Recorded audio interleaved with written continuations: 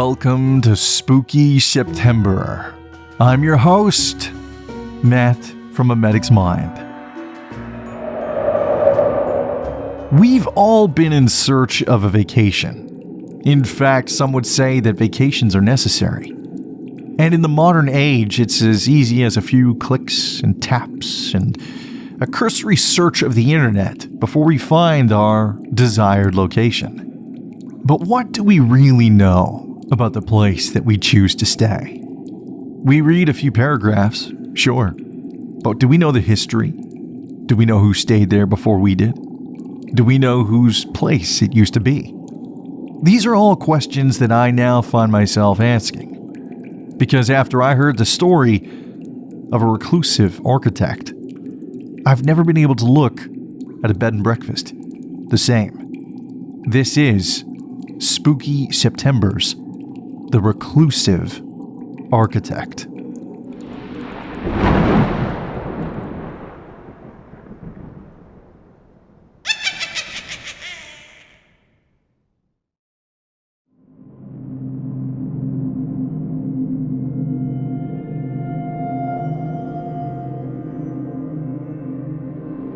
Edward was a simple man.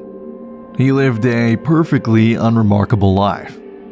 He ate breakfast each morning at a little diner off 5th, sat in the same booth, drank his coffee black, and would tip modestly in coin, but would forgo all other customary cordialities.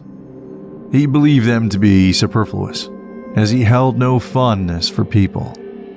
Edward believed in efficiency, not pleasantries. The diner was merely a means to an end. He was hungry. He was on his route to work. It only made sense to stop in. It was efficient. For many years, Edward earned his living as an architect for a big city firm downtown. He liked the work, hated the city. Edward always felt more at home when vacationing at his cottage, humbly nestled within the sprawling Adirondacks. Every summer, Edward would flee the concrete bustle and bask in some quietude by the lake.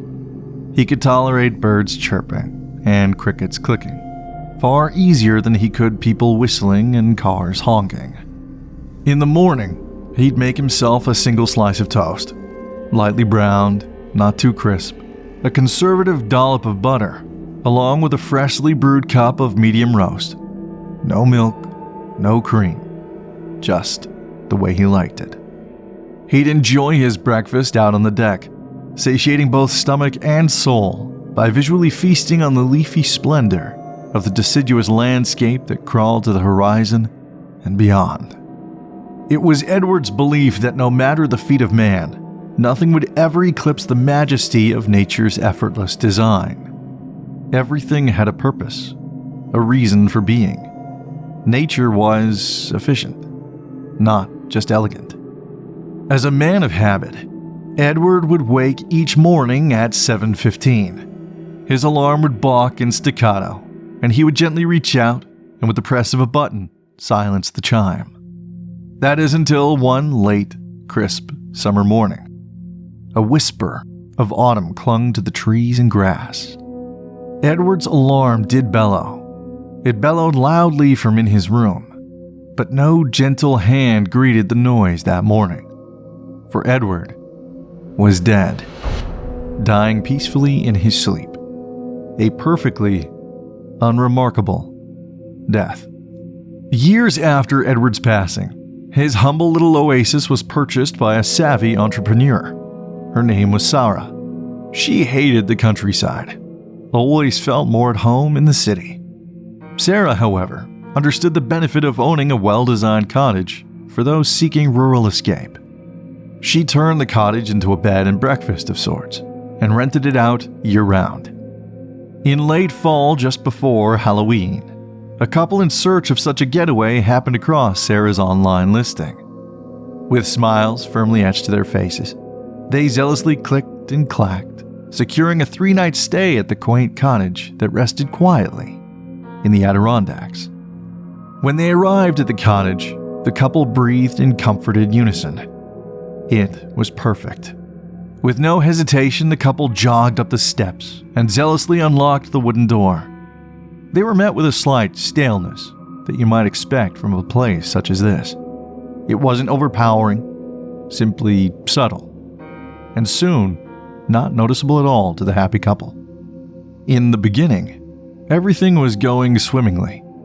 The couple placed a few logs into the wood stove, opened a bottle of overpriced Pinot Noir, shared laughs and love on the prodigious leather sofa. It was while napping on said sofa that the couple encountered their first unsuspecting oddity. From down the hall, a sudden and awful bell-like wail overtook the quiet. With their hands covering their ears, they each walked down the hall toward the origin of that unlawful racket. At the end of the capacious hallway was a door standing to the left. It was closed, but from behind its secluded wood bellowed a loathsome tune. The couple opened the door and went inside. There, resting beside a perfectly unremarkable bed, was an alarm clock raging unhinged. The man made his way over to it, picking up the belled clock with purpose. He silenced the alarm and ensured it would never wake anyone again. He placed it into the drawer of the nightstand where it once sat, closed the drawer, and withdrew back into the hallway. The couple, believing that their vexations were now silenced, fell once more into bliss and wine. The evening would pass and morning would come. They'd fallen asleep late into the night, but that morning began with an appalling chill that slithered along their spines. In a room down the hall, a tremendous clatter of familiar alarm bemoaned menacingly throughout the cottage. As the couple woke, they made an unusual observation. Every single window throughout the log home was open, including the sizable glass doors leading to the deck.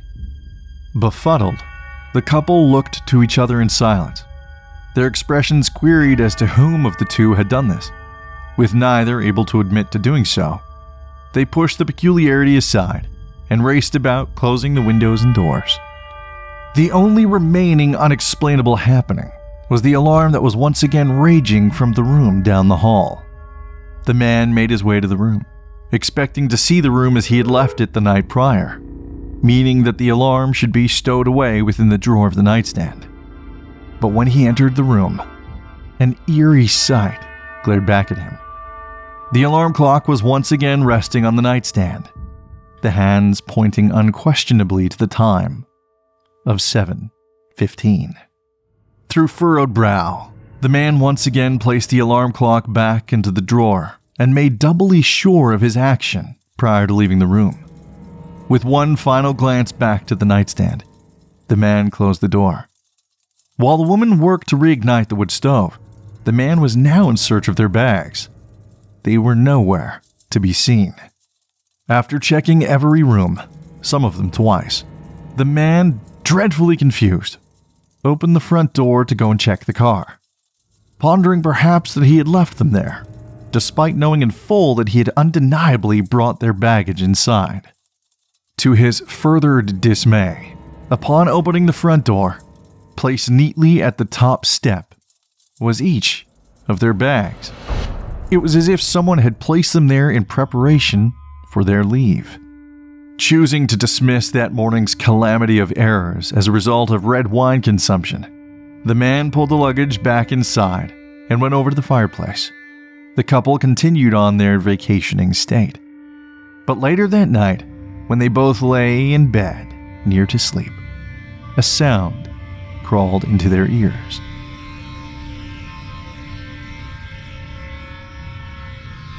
Indistinguishable at first, but after several repetitious hearings of it, they made out the words, "Get out! Get out! Leave this place! Get out!" Justifiably unsettled, neither of the couple achieved much rest for the remainder of the night. Come morning, that shared unease grew into a panic. All the windows, including the sliding glass door to the deck, were once again open, and their luggage suspiciously absent. Having had enough of the unexplainable, The couple hastily dressed themselves and ran for the door. Upon tearing it open, one final incredulous sight halted them both. Their luggage, neatly placed onto the top step, as if to be waiting for them. The couple left, never to return to that little cottage nestled neatly in the Adirondacks. In fact, after stacking reviews of this getaway began circulating online, nobody has ever stayed there again. It now sits abandoned and unvisited. But somehow, some way, the place does not decay. It simply rests, perfectly unremarkable. Some of the other cottage owners report hints of toast and coffee wandering from the deck some mornings, but no one is seen. So, be careful next time you book a vacation home, because you never know whose house you're really staying in.